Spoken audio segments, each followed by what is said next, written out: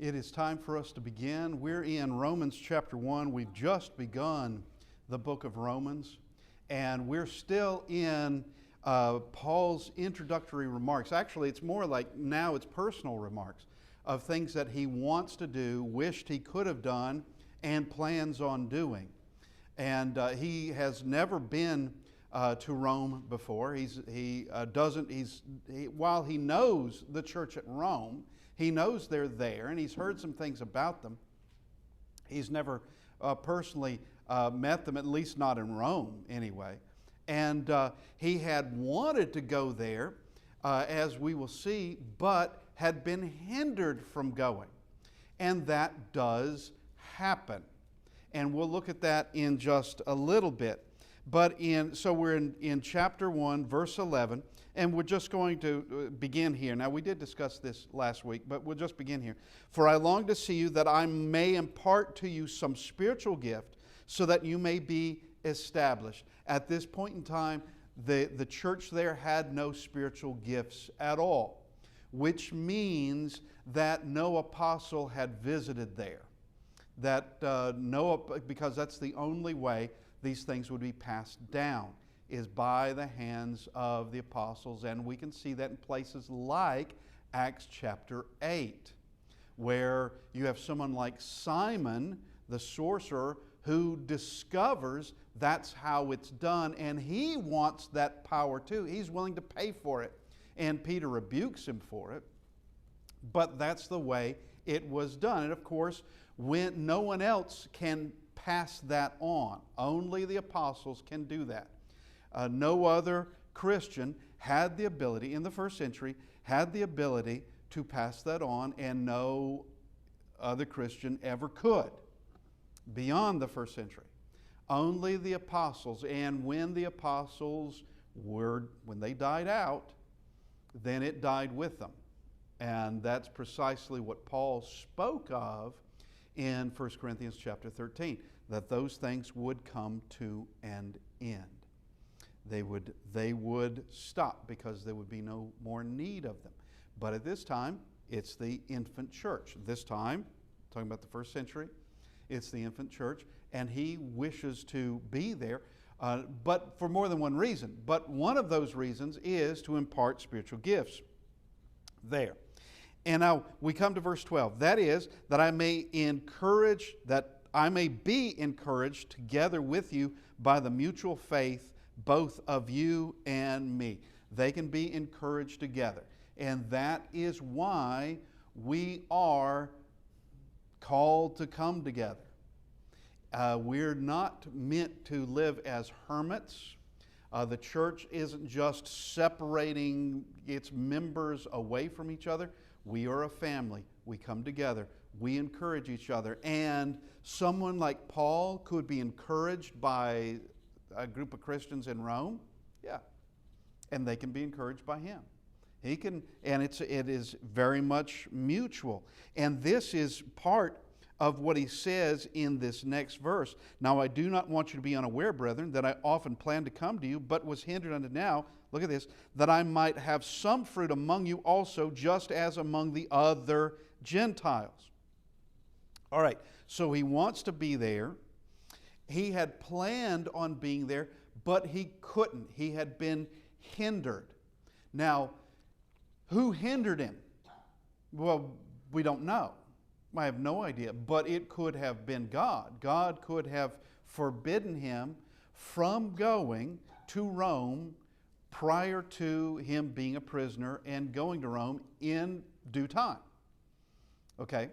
Now, he had been hindered from such a thing, but that would not have been the first time that would have happened.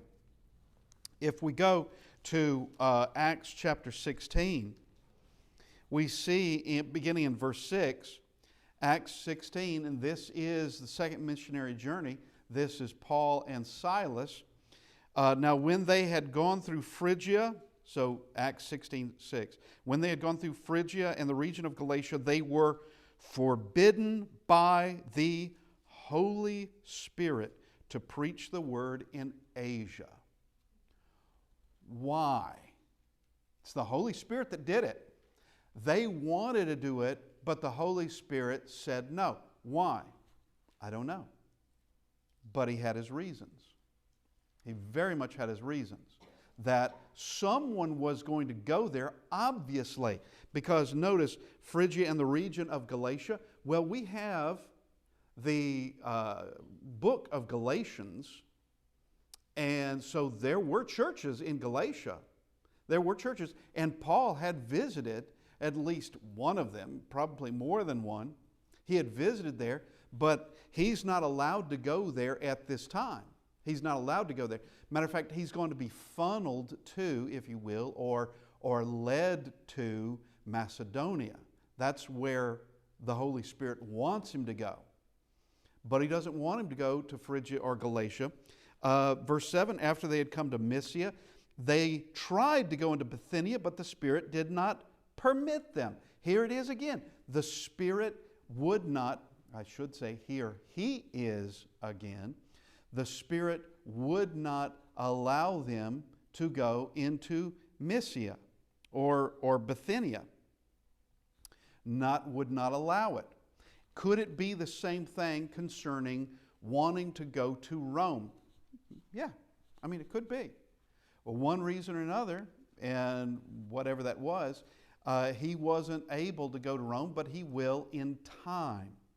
And he has wanted to do it, but has not been able to do it at this point.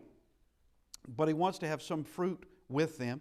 And verse 14, I am a debtor both to Greeks and to barbarians, both the wise and unwise. And we spoke about this last week, that Greeks and barbarians, that in the view, and this is discussing Gentiles now.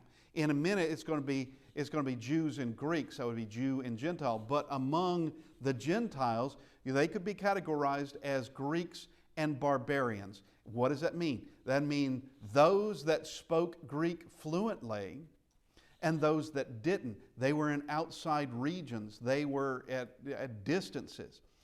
It would be those basically literate people, or not just literate, but able to speak the Greek language in the Roman Empire, and then those that couldn't, which would be most of the world.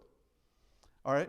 So he wants to go to Rome. Now, Romans would not consider themselves barbarians.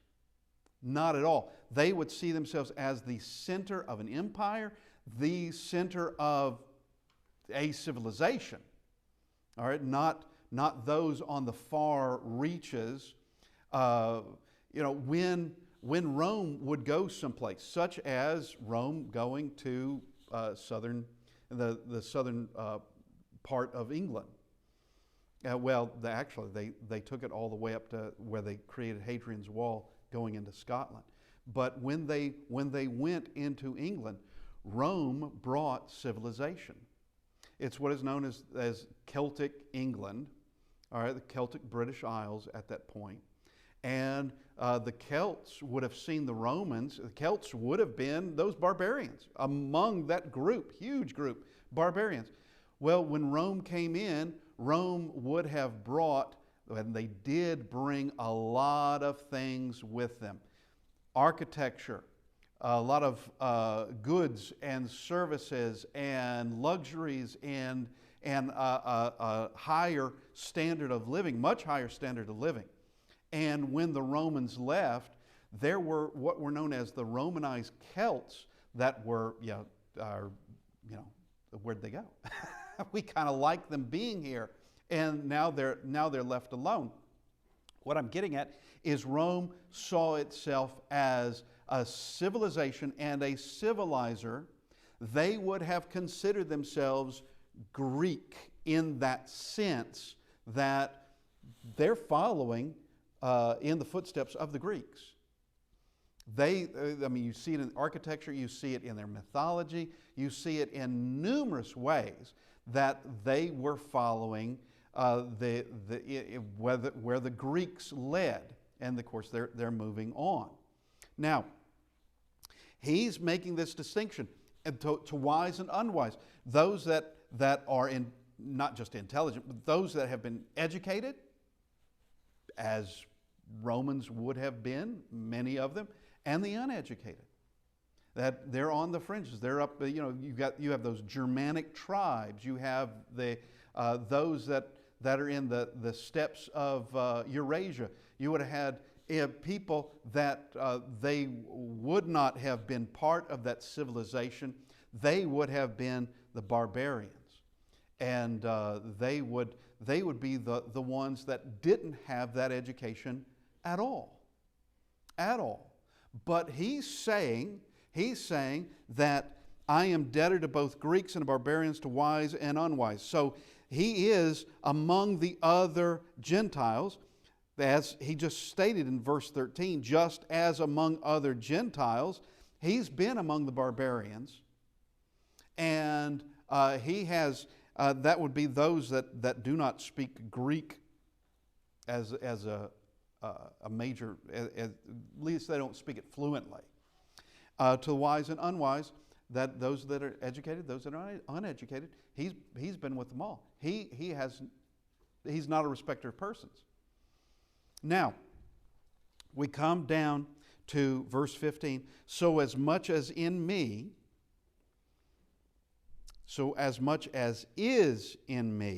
I am ready to preach the gospel to you who are in Rome also. So when he speaks of that I may have some fruit among you, part of that is imparting spiritual gifts, then also encouraging each other. I'm encouraged by you, you're encouraged by me.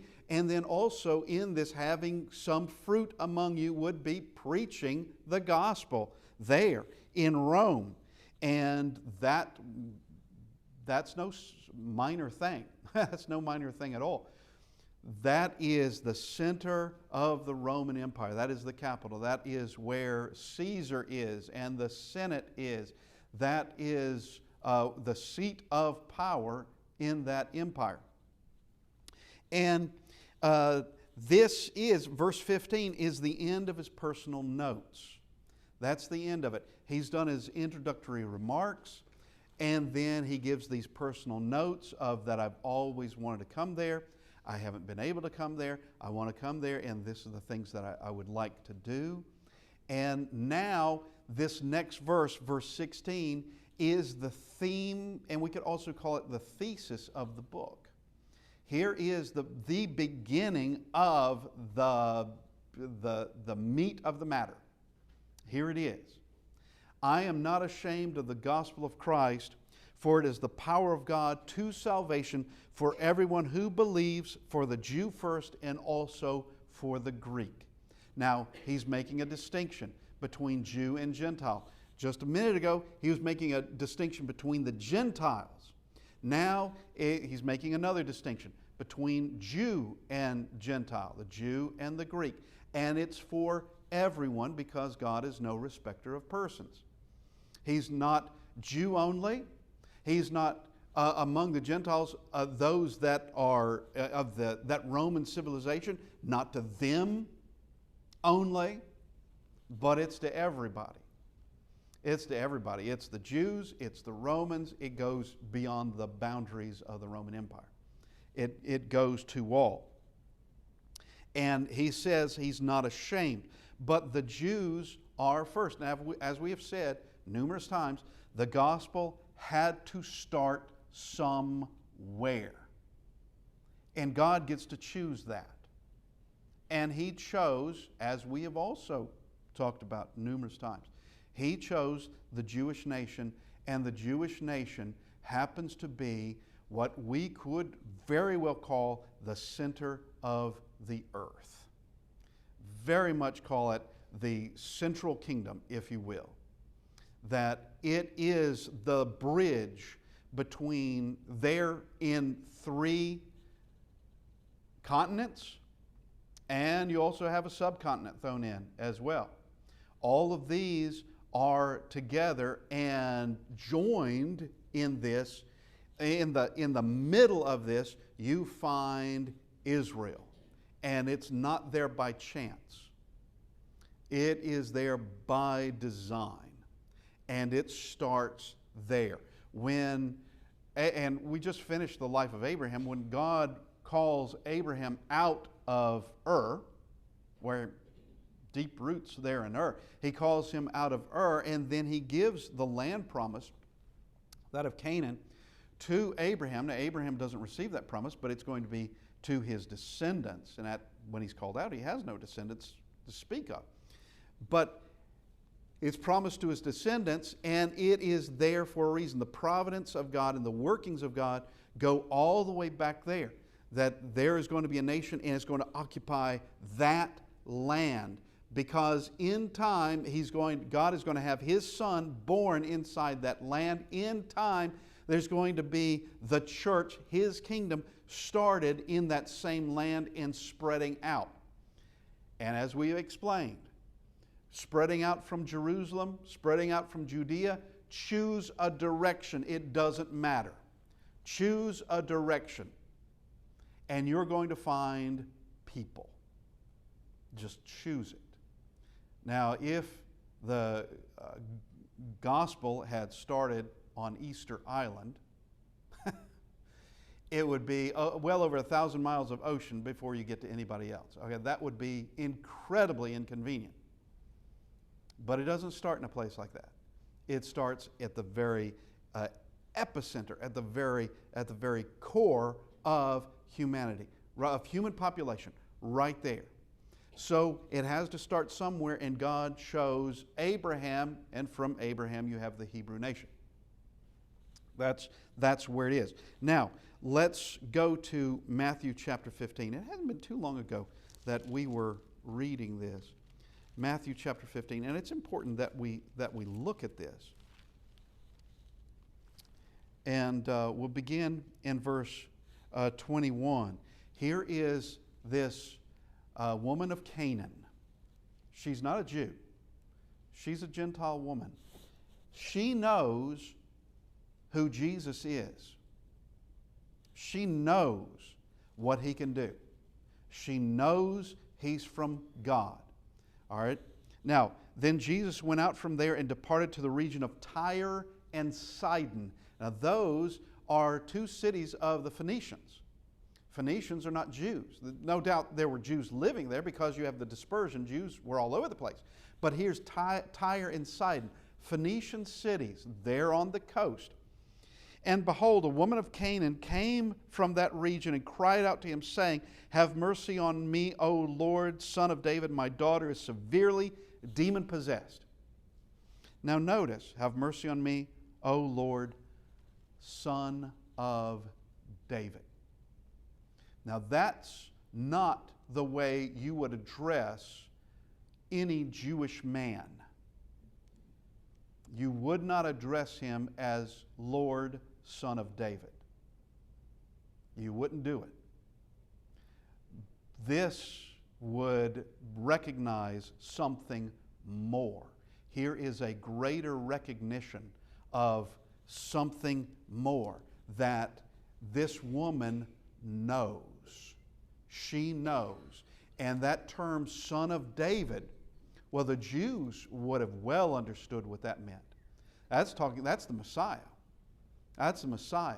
She knows more than we might have ever given her credit for. But here is this Gentile woman, calls Him Lord, Son of David. My daughter is severely demon-possessed. So she knew He could take care of it. She knew it. Now, Jesus is going to seem like He's rather rough on her. He's going to seem like it. But He does love the Gentiles, even the Canaanites, as much as He does anybody else. But He's going to seem rough.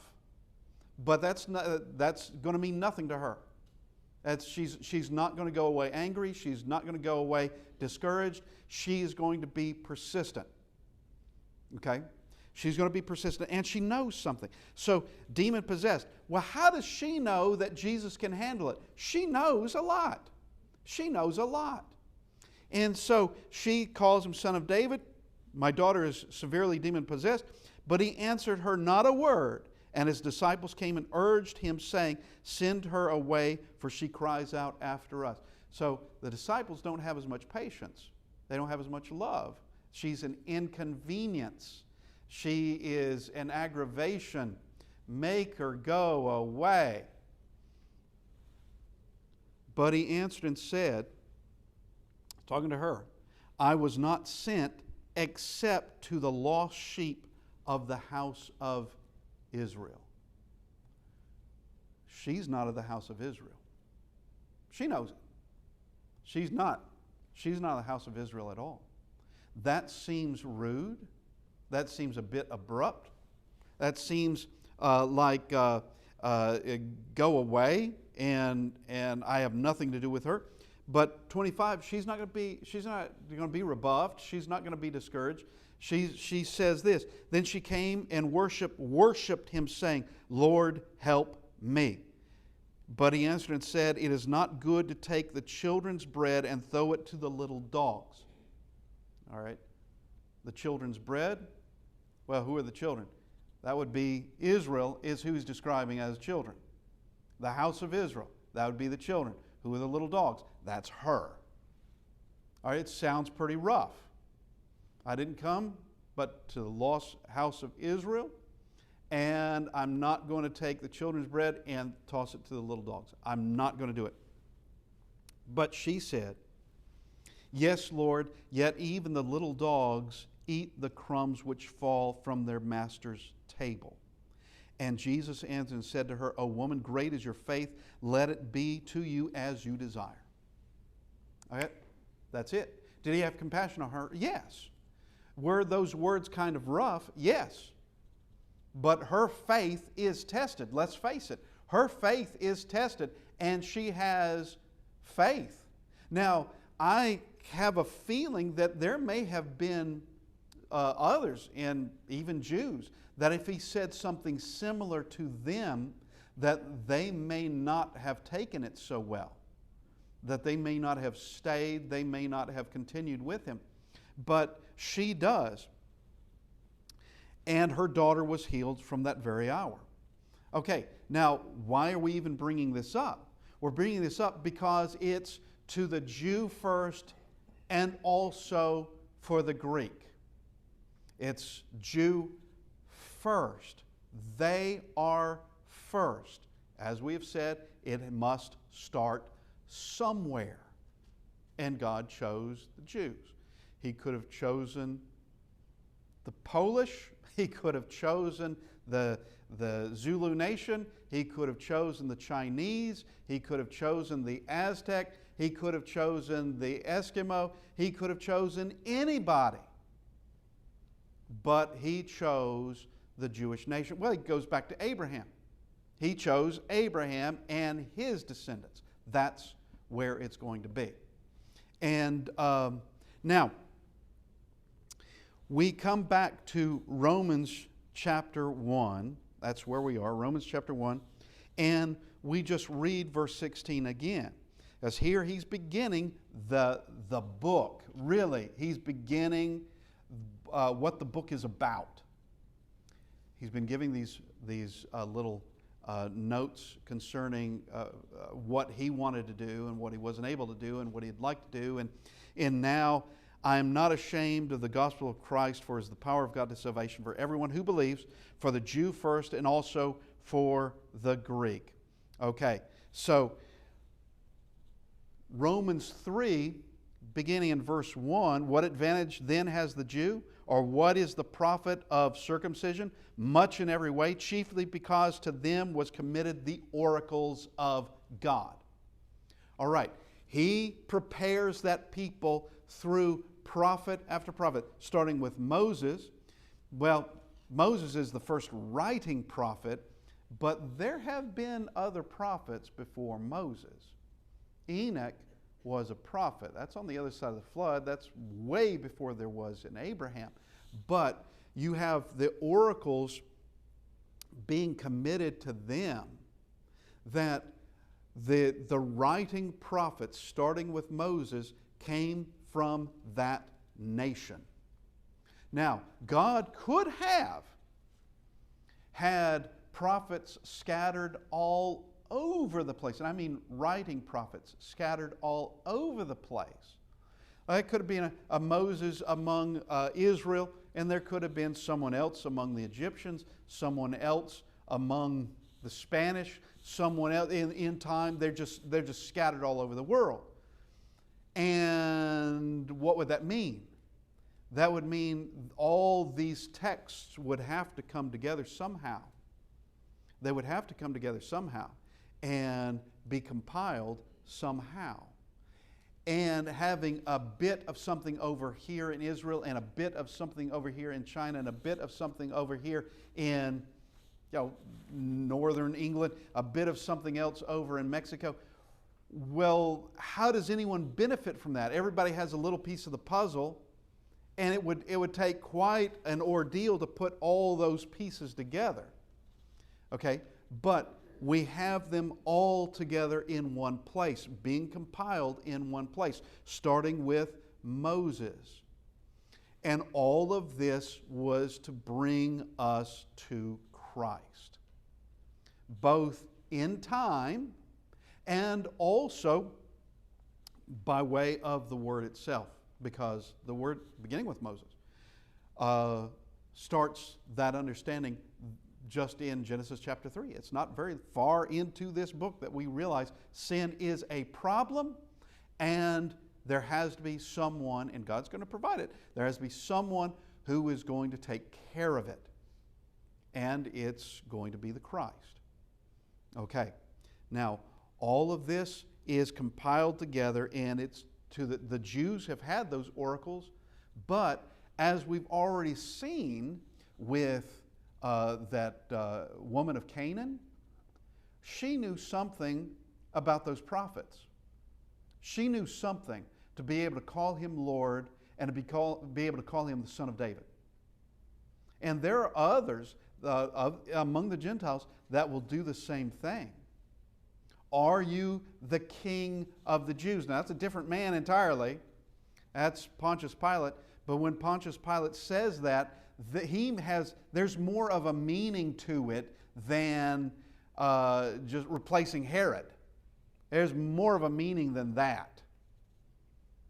And I'm quite sure he had a better idea concerning it. This is the Messiah they've always been talking about.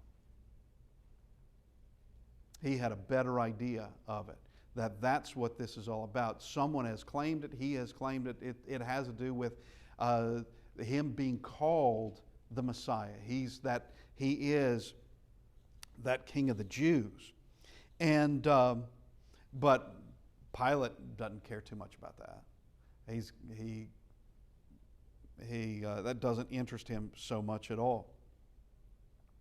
Now, let's go to verse 17. Romans 1, verse 17.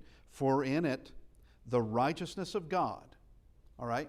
So, we have the gospel of Christ is the power of God to salvation. In it, the righteousness of God is revealed from faith to faith. As it is written, the just shall live by faith. Okay, this is a quote, and we have in this the righteousness of God is revealed. Now, in just a little bit in this chapter, it's not going to be much further. Matter of fact, we're about to get it in verse 18. The Word of God reveals His righteousness. It reveals who He is, and it can be seen from faith to faith. Not only is it seen in His words, but it's seen by those who follow His words. Just like in Hebrews chapter 11. Now that's obviously Old Testament, but they're living by faith. By faith, Abel. By faith, Enoch. By faith, Noah. They all are living by faith. Can we understand that they were faithful to God? How? Well, I need to rephrase that question. Can we understand, can we gain that they were faithful to God? Yes, we can. How is that done? by the things that they did, is their obedience to God. By faith, Abel gave a more excellent sacrifice. He gave a sacrifice that was acceptable to God. It was by faith he did that, and which means he didn't invent how it was done and God liked the way he did it. It's that he was faithful to God. And it is revealed in his word. That's going back to the gospel that has been given, that gospel of Christ, the power of God. There is where all this is revealed. That righteousness is revealed, and lives that accept it, it's being revealed in them as well. Now, what he's about to go into is that of nature reveals the power and the majesty and the might and the creative mind of God. There's no doubt about that. There is no doubt about that. But can you know his righteousness? Can you know that? We can know that he's kind. We can know that. We can know that he must be concerned with law, and law is consistent because nature moves consistently. Gravity, you can always count on it. It always works. It's like okay, I'll build this flimsy building in the hopes that gravity doesn't work anymore. Well, yeah, it's going to fail. Gravity will always work. Time always works. All of the physical laws always work. So we can know from that the consistency that he has. But we can know a gentleness, we can know a love, because we've been given this earth provides from generation to generation. Sure, there are years of difficulty. Sure, there are places where you can't really grow anything. I mean, in the tundra, you can't grow a lot there. But there's an awful lot of the world where you can grow something. And a lot of places where the people didn't even farm, such as in South Pacific Islands. They really didn't have to farm. They've got just inside the forest there's plenty of food year-round. The ocean is always providing. Yep, the occasional storm. Yes, there's the occasional something that goes through, some kind of sickness, something like that. But by and large, we can see that this earth is gentle and therefore can know and loving, and that the God who created it must be loving as well. But once again, we cannot know completely his righteousness because the earth, nature doesn't show his name. And nature doesn't show that, yes, his son died on the cross. And why that should be. We've got to have that message. So that gospel of Christ provides the message, identifying who God is and what he's done for us, identifying his righteousness and what he wants from us. Now, it's revealed from faith to faith. The just shall live by faith. Now we come to verse 18. And this next section is going to take us a while. We're not going to be able to finish this week, obviously. But this next bit is going to take some doing because it requires it. Okay. For the wrath of God is revealed from heaven against all ungodliness and unrighteousness of men who suppress the truth in unrighteousness. The wrath of God is revealed from heaven. Now, that doesn't mean from his word only. Now, it is revealed in his word. We can know what happened to Sodom and Gomorrah. We can know what happened to the earth prior to the flood. There was a flood. We can know what happened to the Canaanites and what God actually wanted Israel to do, but rather Israel stopped. We can know what God did to various nations. Sodom and Gomorrah, He wiped them out. Others, He didn't wipe them out, but they were greatly punished. But this is saying the wrath of God is revealed from heaven against all ungodliness and unrighteousness of men who suppress the truth in unrighteousness. Now He's going to show how that is. He's going to show how that is. But we can know right now, and I think everyone fundamentally knows it, and we've discussed it on occasions, but there is not a single law in nature that will punish you for being righteous. There's not a single consequence from nature for living a moral life. Not a single one. And what I'm about to say is not a brag.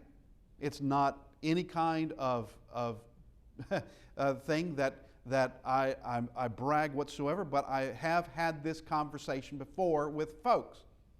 Is that never once did I ever go to a doctor while I was visiting a doctor and say, could you do a test for sexually transmitted disease, STD? Never once have I asked that. Now, others have to. Nature doesn't punish you for doing right. Nature won't do it.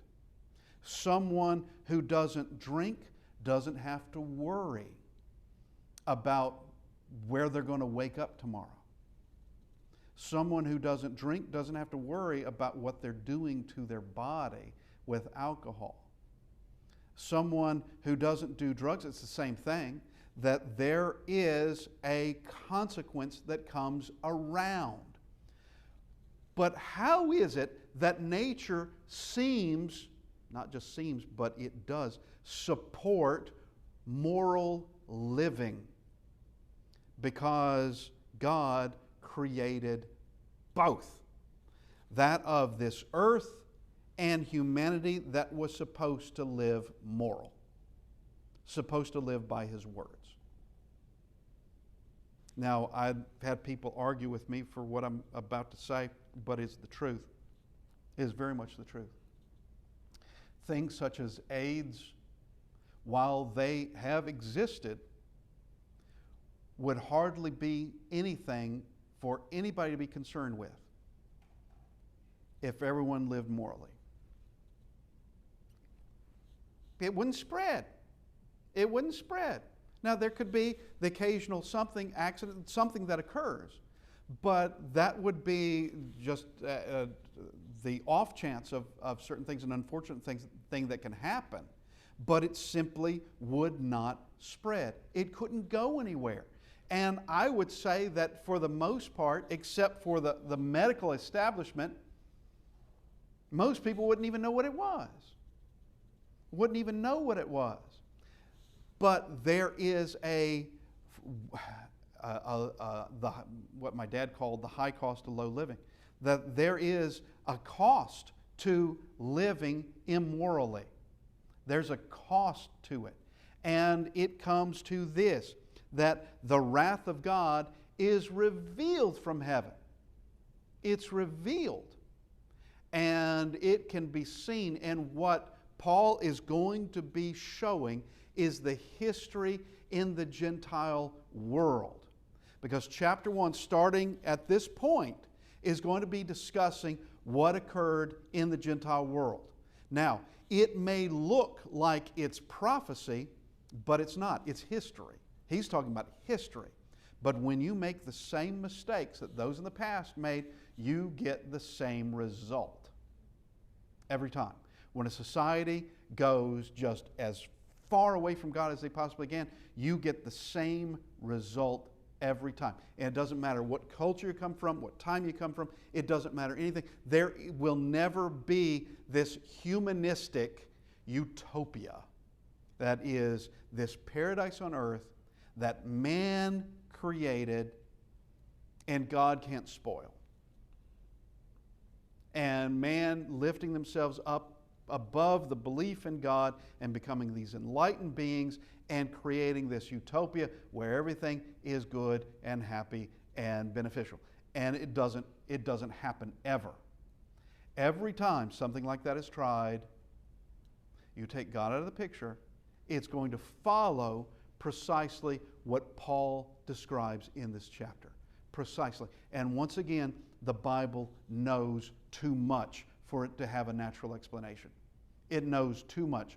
God must be behind it. Someone has to know humanity much better than any one of us. Someone has got to know humanity, not just by way of history, but in just the very makeup, the very core of our souls, knowing everything about us. And that, once again, this can sound like Paul is forecasting something because we see these things happening now. But he's not doing that. He's showing this is what's happened in the past. And you make those mistakes, this is what you're going to get. And that's precisely what we see. It's precisely the case. Now, so let's read verse 18 again. For the wrath of God is revealed from heaven against all ungodliness and unrighteousness of men who suppress the truth in unrighteousness. They are suppressing the truth. And this isn't just any truth. Okay? This isn't just any truth. This is, he's going to tell us what the truth is. The truth is that God exists. That is truth number one. There is no greater truth than that. We live in reality, and reality is God. God formed all of this. We live in a reality where there is no other reality. This is it. And God created us. God created this world. He created all that we see around us. And here is this suppression of the greatest truth there is.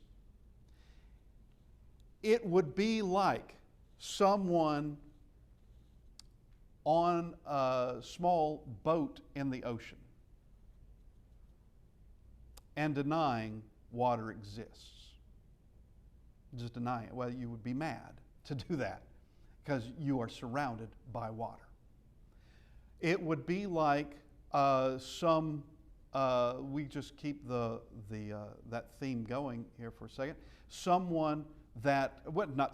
It would be like a bottle of water that would deny that water exists. That would be like us saying the souls and spirits and the like don't exist. Well, that's what you're made of. That's what you're composed of. Not physically. Physically, you're made out of the contents of this earth. That's what you're made out of, the exterior portion. But the inside of you is the image of God. That is you. You're created in the image of God. You suppress that truth, you can suppress anything. You are tossing your mind away. And that is how we have such intellectuals today that will begin to say things that are becoming more and more absurd. Not too long ago we talked about that of atheists they're retreating further and further into a corner. They're taking up smaller and smaller space there. It's kind of hard to do. But they're retreating further and further into a corner where they're now saying things that are just absurdist because they realize that God exists, but they don't want that to be the case. They want to suppress that truth. And so to suppress that truth, they have to come up with something to replace Him, some explanation how they got here without God. And now we're in this point of really, it's atheists 50 years ago would have rejected it outright. But now it's multiverses, and it's gone beyond absurd. As something out there is spewing out universes, and they can't explain what it is. Something out there is just spitting out universes, and we just happen to be the lucky one where life exists. We're just the lucky one. Can you prove any of that? Nor will you ever. The answer is no. Nor will you ever. You can't prove that. And it comes down now to either you believe in the multiverse or you're going to have to believe in God. And that's their words, not mine. And this is what is known as suppressing the truth. They don't want that truth. Well, reality always wins. And we will rephrase that, God always wins. Always. And we'll continue next week. I appreciate everybody being here. And as I said, this next section is going to take some doing. We're going to need to go through this bit by bit. And I'm thankful for everyone being here, and hopefully next week we will continue.